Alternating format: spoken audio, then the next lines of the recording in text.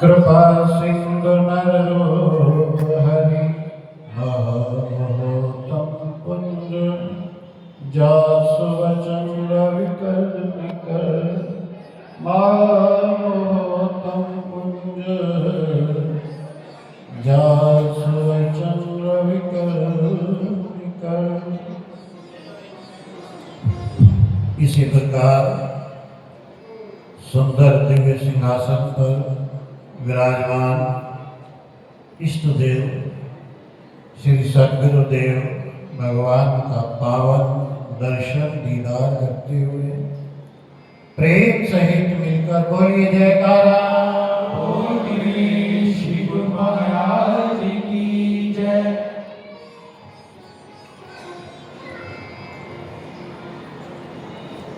अड़सठ तीर्थ गुरु चरण परवी होत अखंड सहजो ऐसा धाम नहीं सकल अंड ब्रह्मांड। ये गुरुमुख जन अनुभव करते हैं कि 68 के 68 तीर्थ सद्गुरुदेव जी के पावन चरण कमलों में सदैव विद्यमान रहते हैं। आज ये सुंदर अवसर गुरुमुखों को प्राप्त हुआ है। ये गुरुमुखों का सौभाग्य है। मौसम सुहाना, घड़ी सुहानी, गूंज रही शहनाई है।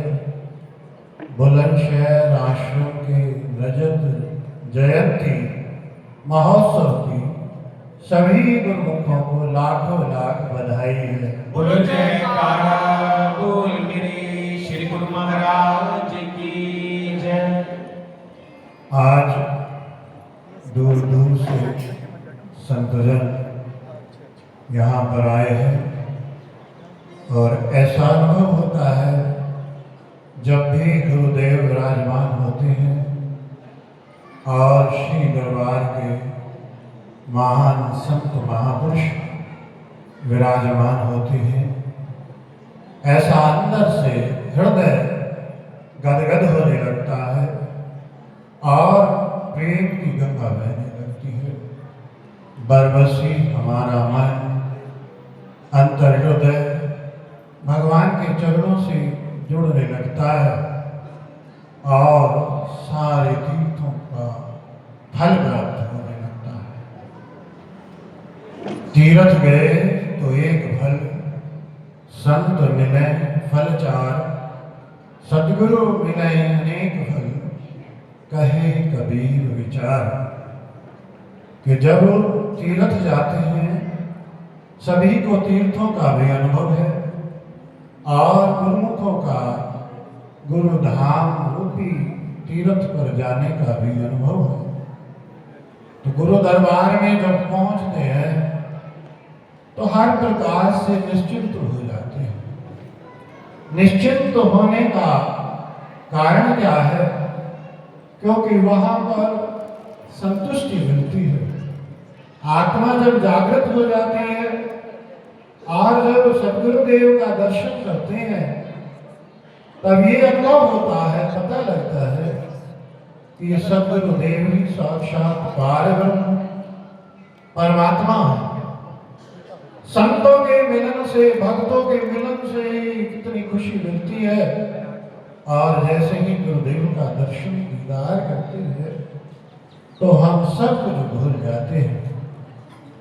देखिए, सभी प्रकार से हम तीर्थों में हमने भ्रमण किया, मंदिरों में भगवान की पूजा की, लेकिन कई बार ये भी अनुभव होते हैं कि मंदिरों में भी, तीर्थों में भी वो भी भगवान है, उनके दर्शन तो करते हैं, लेकिन कई बार वहां जाकर हमारे अंदर में कामना और इच्छाएं भी पैदा हो सकती हैं।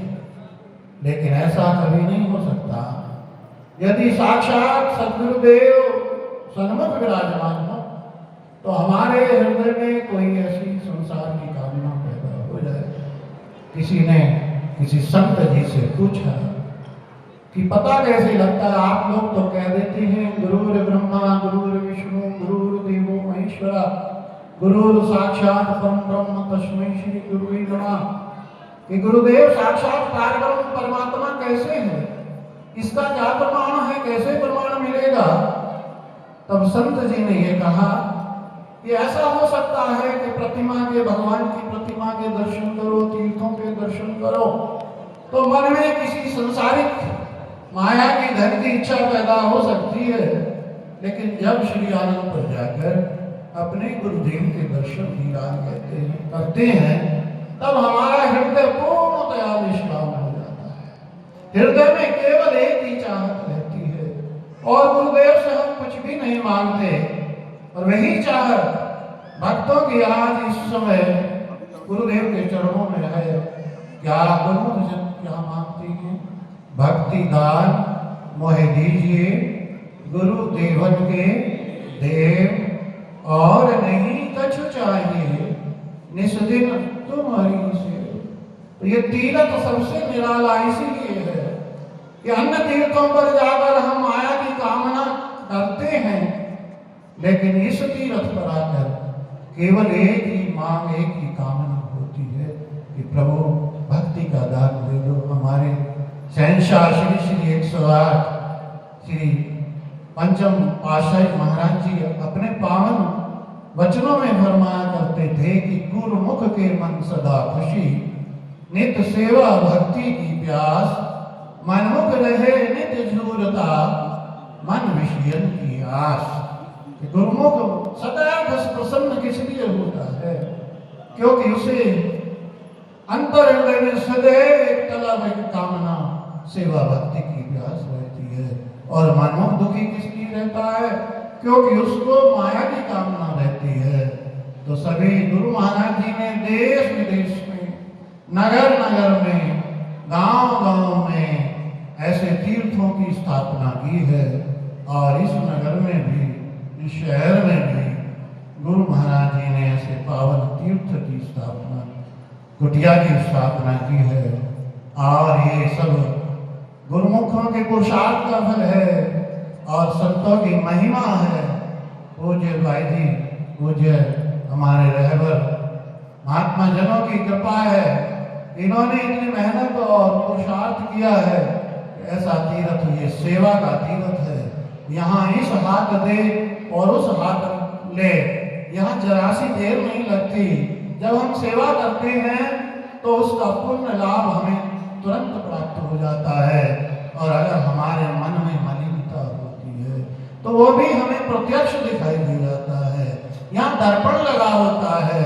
जब भी आप कुटिया में आओगे, जब भी गुरु दरबार में पहुंचोगे, तो आपको अपना अंतर हृदय, उसकी मलिनता सब दिखाई दे जाएगी। दुनिया में लोग दूसरों में अवगुण देखते हैं, लेकिन गुरुमुख जब गुरु दरबार में आते हैं तो समदृष्टि हो जाती है, और समदृष्टि के द्वारा वो केवल अपनी वृत्ति को अंतर्मुखी करके अपने अवगुण देखते हैं और गुरुदेव को सौंपते हैं, और क्या विनय करते हैं, भला बुरा आपका तुमको मेरी लाज, सब तज तुम्हारी शरण गुरु गरीब निवान। जिसके मन में यह भाव है वो गुरुमुख बन जाता है। और ये जो है आश्रम कुटियाएं श्री आनंदपुर दरबार की, ये गुरुमुख बनने की यूनिवर्सिटी है। और ये शिक्षक महोदय हैं जो गुरु महाराज जी ने अपनी आज्ञा में चला करके ऐसे पकाए हैं, ऐसे भक्ति के रंग में रंगे हैं। इनके आंखों में प्रेम है, जो भी इनके पास आता है वो निहाल हो जाता है। इनकी वाणी, इनके नेत्रों में स्नेह प्यार। तो ये चलते फिरते संत गुरु दरबार के महात्मा, ये चलते फिरते तीर्थ हैं। और जो इनकी आज्ञा में चलेगा, समझो गुरु महाराज जी की आज्ञा में चलता है। जो इनके कहने में सेवा करता है, समझो श्री गुरु महाराज जी की सेवा करता है।